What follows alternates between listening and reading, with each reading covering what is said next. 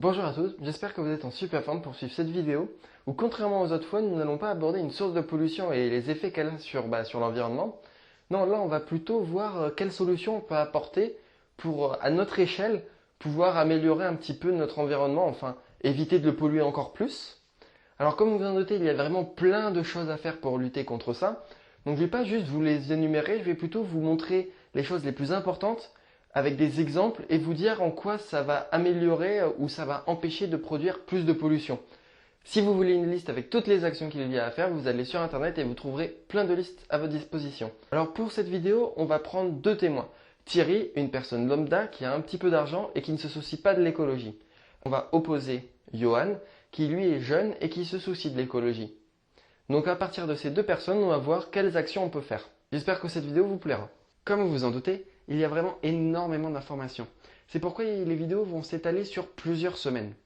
Il va y avoir trois grands thèmes. Le premier, ça va être notre mode de vie. Le deuxième thème, ce sera plutôt notre façon de consommer. Et le troisième thème, ce sera plutôt tout ce qui est en lien avec le recyclage. Thierry veut un SUV. Comme c'est quelqu'un d'influençable, il va prendre le SUV le plus vendu en France en 2019. Le Peugeot 3008.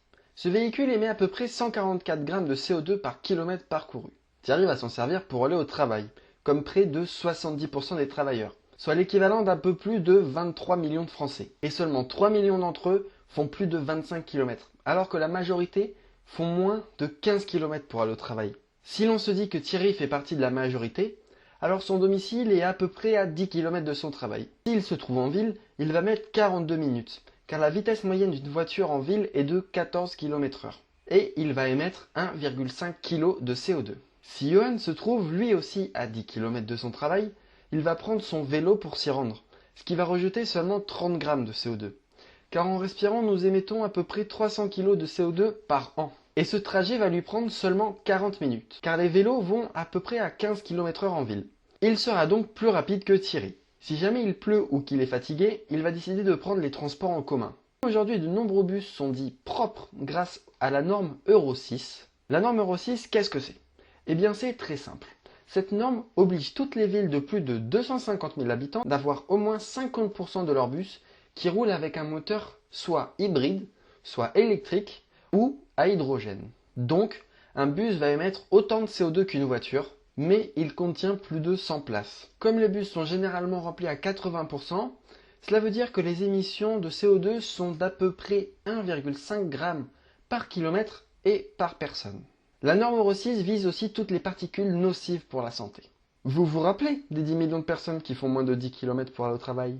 Eh bien, si elles décident toutes d'aller au travail en vélo ou en bus, on pourrait espérer avoir une baisse de 200 000 tonnes de CO2 qui sont produits chaque jour en France. Après, certaines personnes, du fait de leur situation personnelle ou de leur travail, sont obligées d'utiliser des voitures. Et lorsqu'il y a des longs trajets, Johan utilise le covoiturage, ce qui lui permet de diminuer à la fois la quantité de CO2 produit par personne dans la voiture, de diminuer le nombre de personnes sur les routes, enfin plutôt de diminuer le nombre de véhicules présents sur les routes, et aussi de payer moins cher les péages et l'essence. Bon, revenons à Thierry. Comme il utilise sa voiture tous les jours et qu'il trouve sa voiture vraiment très belle, il décide de la laver, comme de nombreuses personnes, une fois par semaine. Pour cela, il va se rendre dans un centre de lavage, ce qui va utiliser à peu près 100 litres d'eau à chaque fois qu'il va le faire. Et lorsqu'il préfère le faire depuis chez lui, avec son jet d'eau, il utilise plus de 300 litres d'eau.